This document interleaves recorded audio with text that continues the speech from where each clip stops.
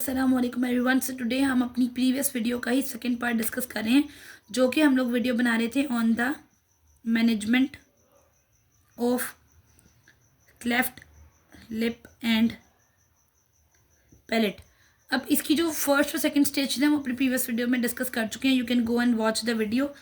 आज हम लोगों ने स्टेज 3 को डिस्कस करना है कि स्टेज 3 में क्या होता है। क्लेफ्ट लिप और पैलेट की जो मैनेजमेंट होती है उसके अंदर हम लोगों ने प्रीवियस वीडियो में देखा कि सेकेंड स्टेज में हम लोग प्राइमरी डेंटिशन को डील कर रहे होते हैं। प्राइमरी डेंटिशन की स्टेज पे अपना सारा कुछ कैरी आउट कर रहे होते हैं।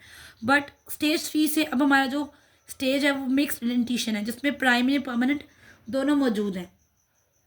तो इसमें जो फर्स्ट स्टेप है ना हमारे पास, उसमें हम लोग कर रहे होते हैं बेसिकली, इसमें सारा कुछ इसी बेस पे हो रहा होता है। Secondary alveolar bone grafting. So बहुत कॉमन चीज़ है कि आप स्टेज 3 के ऊपर मिक्स डेंटिशन की स्टेज में पेशेंट के अंदर सेकेंडरी एल्वियोलर बोन ग्राफ्टिंग करें। इसमें होता ही है कि आपका जो सक्सेसफुल ग्राफ्टिंग है ये आपको एक ओशियस इन्वायरमेंट प्रोवाइड कर देता है for the eruption of canine. तो ये इंपॉर्टेंट बात जो है वो बहुत ज़्यादा रखने वाली है कि जब आप ग्राफ्टिंग कर देते हैं तो इट प्रोवाइड्स एन ओशियस इन्वायरमेंट, कि आपको एक बोनी एरिया मिल जाता है फॉर इरप्शन ऑफ, क्योंकि केनाइन जो है ना वो एक थोड़ा सा मुश्किल टीथ है जो इरप्शन में टाइम लेता है और उसका इरप्शन पैटर्न बाकियों से डिफरेंट है, उसकी टाइमिंग भी वेरी करती है। तो इसलिए इसकी इरप्शन के लिए हमें सारी सुटेबल कंडीशंस चाहिए होती हैं। सो इट जो हमारा ये ग्राफ्टिंग का प्रोसीजर है ना, it provides an osseous environment for the eruption of canine. और केनाइन फिर कहाँ इरप्ट होता है? इनटू द ग्राफ्टेड एरिया, जहाँ पे हमने अपनी बोन की ग्राफ्टिंग की है। तो सबसे ज़्यादा जो डोनर साइट है, कहाँ से हम बोन लेते हैं, डोनर साइट सबसे मोस्ट कॉमन जो है वो हमारे पास इलियक क्रस्ट। ठीक है, टाइम जो है वो डिपेंड करता है कि वो बच्चे की डेंटल डेवलपमेंट कितनी है, कितने टीथ आ चुके हैं, और उसकी जो क्रोनोलॉजिकल डेवलपमेंट है उस पर, यानी उसकी जो अपनी एज है वो 12 साल का, 13 या कितने भी साल का है, उस चीज़ पे भी बहुत डिपेंड करता है। तो उसके जो रिजल्ट्स हैं वो भी इन चीज़ों पे डिपेंड करेंगे। लेकिन हम देखते हैं कि व्हाट आर द बेनिफिट्स, कि हमें क्या फ़ायदा होगा। फ़ायदा ये होगा कि हमें एक, सबसे पहले हमें एक बोनी सपोर्ट मिल जाएगी। ठीक है, जब बोनी सपोर्ट मिल जाएगी तो हमारी जो नेजल डिफॉर्मिटीज है ना वो भी क्या होंगी, कम हो जाएंगी, मिनिमाइज हो जाएंगी। ठीक है, नेजल प्रॉब्लम्स कम हो जाएंगे। सेकंड चीज़, हमें जो हमारा जो एलिमिनेशन हो जाएगी, किस चीज़ की एलिमिनेशन है, किस चीज़ का रिमूवल हो रहा है, ऑफ योर ओरो नेजल।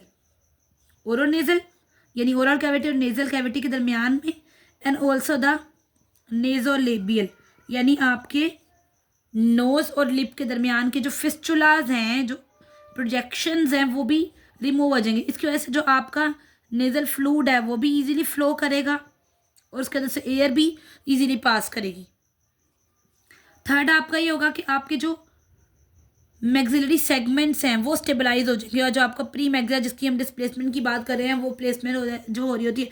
और हमने सेकंड स्टेज में भी बात की थी कि लाइक हमारे पास फर्स्ट में कि हम डिस्प्लेसमेंट को ट्रीट करने के लिए वहाँ पे एक तो एक्सपेंशन स्क्रूज का हेल्प ले रहे होते हैं, और दूसरा हम लोग वहाँ पे अपना स्ट्रैपिंग करवा रहे होते हैं। तो मैक्सिलरी सेगमेंट्स की जो स्टेबलाइजेशन है उसको अचीव किया जाता है with the help of this secondary alveolar bone grafting, ताकि आपकी सेकेंडरी करेक्टिव ओस्टियोटोमी हो जाए।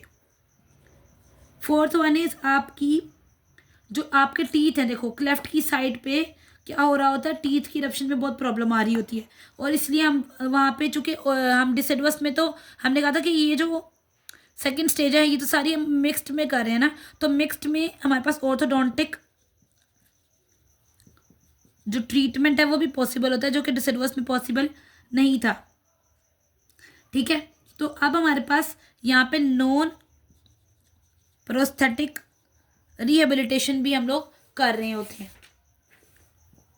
ये सारे हमें फ़ायदे मिलते हैं by doing the secondary alveolar bone grafting. मैं दोबारा रिपीट कर देती हूँ कि जितनी भी नेजल डिफॉर्मिटीज़ होती हैं वो कम होती हैं, एलोनेजल और जो नेजोलेबियल फिस्टुलाज है वो रिमूव हो जाते हैं, मैक्सिलरी सेगमेंट्स को स्टेबलाइजेशन मिल जाती है, और जब हम लोग अपनी ऑर्थोडोंटिक थेरेपी कर लेंगे तो हमें टीथ की जो इरप्शन है उसमें भी हेल्प हो जाएगी और हमें एक नॉन प्रोस्थेटिक रिहेबिलिटेशन भी मिल जाएगी। अब जो प्रोसीजर्स हम मिक्स्ड डेंटिशन में कैरी आउट करते हैं, जो हम लोग बात करेंगे कौन से प्रोसीजर, जो ऑर्थोडोंटिक प्रोसीजर, ये तो हमने एल्वियोलर बोन ग्राफ्टिंग की बात की ना, उसके अलावा जो प्रोसीजर्स हम लोग ऑर्थोडोंटिक में परफॉर्म करते हैं, so the orthodontic procedures carried out during the stage 3, वो क्या क्या होते हैं। सबसे पहले तो हम अपनी क्रॉस बाइट को ठीक करते हैं, और क्रॉस बाइट को ठीक करने के लिए हम लोग कोई भी रिमूवेबल अप्लायंस भी यूज़ कर सकते हैं और कोई भी फिक्स्ड अप्लायंस भी यूज़ कर सकते हैं। ये हमारे पास इसका क्या फ़ायदा होगा हमारी क्रॉस बाइट को ठीक करने से, क्योंकि cross bite is mainly due to the mandibular displacement, कि मैंडिबुलर फॉरवर्ड आई होती है या फिर आपका मैक्सिला जो है वो लॉक्ड हुआ होता है और आगे नहीं जा पा रहा होता। तो हम लोग अपनी रिमूवेबल अप्लायंस में जी स्प्रिंग दे सकते हैं to correct the anterior cross bite. And also ये तो फर्स्ट प्रोसीजर हो गया ना ऑर्थोडोंटिक में। और सेकंड प्रोसीजर जो हम कैरी आउट करते हैं वो हम अपनी बकल सेगमेंट, यानी कि हम अपनी जिसको कहेंगे पोस्टीरियर क्रॉस बाइट को ठीक करने के लिए, क्योंकि ये तो एंटीरियर थी ना, पोस्टीरियर क्रॉस बाइट को ठीक करने के लिए हम लोग क्वाड हेलिक्स और एक्सपेंशन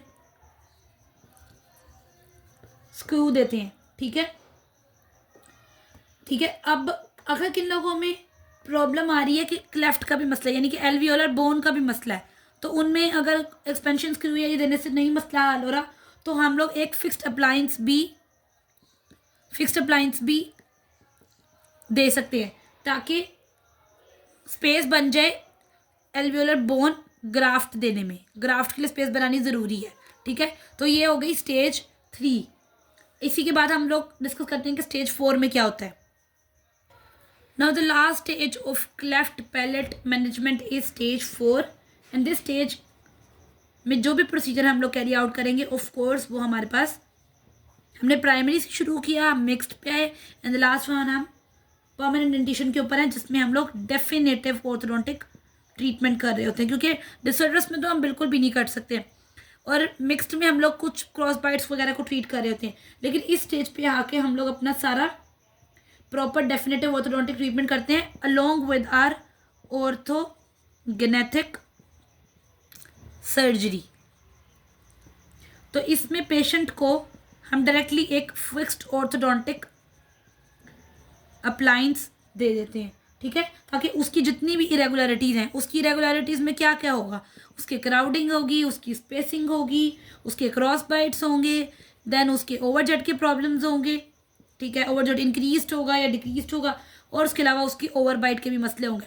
तो वो तमाम मसले जो हैं they can be treated using a fixed appliance orthodontic treatment. Also जिनका मैक्सिला जो है जिनका हाइपोप्लास्टिक है, यानी जिसकी ग्रोथ नहीं हो रही, उसके अंदर हम लोग फेस मास्क देते हैं ताकि वो प्रोटेक्शन करा दे। और अगर मिसिंग टीथ है, जैसे कि ये वाले प्रॉब्लम्स हमने डिस्कस कर ली, इनमें हमने मिसिंग की बात नहीं की, तो यहाँ पे ही मिसिंग टीथ के लिए हम लोग वहाँ पे आर्टिफिशियल प्रोस्थेसिस दे देंगे, क्राउन्स वगैरह, ताकि या आरपीडीज वगैरह, अगर 2-3 टीथ मिसिंग है तो हम लोग मिसिंग टीथ के लिए प्रोस्थेसिस दे देंगे। बाकी उसको हम लोग इंस्ट्रक्ट करेंगे कि वो अपनी ओरल हाइजीन को मेंटेन करे, स्पेशली क्योंकि फिक्स्ड अप्लायंस में ओरल हाइजीन का प्रॉब्लम बहुत ज़्यादा आता है, तो उसको मेंटेन करना ज़रूरी है, क्योंकि बाजू का जो ब्रैकेट्स वगैरह लगी होती हैं ऑर्थोडोंटिक ट्रीटमेंट के दौरान में, इनकी वजह से जो है वो आपकी डिकैल्सिफिकेशन हो जाती है इनेमल की। ऑल्सो अगर वहाँ पे फूड एक्यूमुलेट हो जाए तो आपके पास शुगर इंटेक वगैरह की वजह से प्लाक वगैरह का प्रॉब्लम आ जाता है। तो ये बहुत ज़रूरी है कि उसको तमाम ये चीज़ों का अवेयरनेस दी जाए। ऑल्सो बहुत सारे क्लेफ्ट लिप और पैलेट में हमें रिटेंशन की ज़रूरत होती है, क्योंकि अगर हमारे पास बोन सपोर्ट नहीं है, क्योंकि नीचे बोन इनफ नहीं है, ठीक है, तो तब हमें रिटेंशन की हमें एक्सटर्नली रिटेंशन देनी पड़ती है। इस तरह हमारे पास हमारे कुछ चीज़ एब्सेंट है, मिसिंग है, तो सर पता है हमें उस तरह सपोर्ट नहीं मिल पाएगी। इसी तरह हमारे स्कार टिश्यू हैं, तो वो भी हमें उस तरह सपोर्ट नहीं दे पाएंगे, तो हमें यहाँ पे एक्स्ट्रा डिटेंशन की ज़रूरत पड़ती है to make our treatment successful. This was all about our management of cleft lip and palate. This was my second part of the video. If you have not watched the first video, do go there and watch the first video as well. And if you have liked the video, don't forget to subscribe my channel. Thank you so much. Bye bye. Allah Hafiz.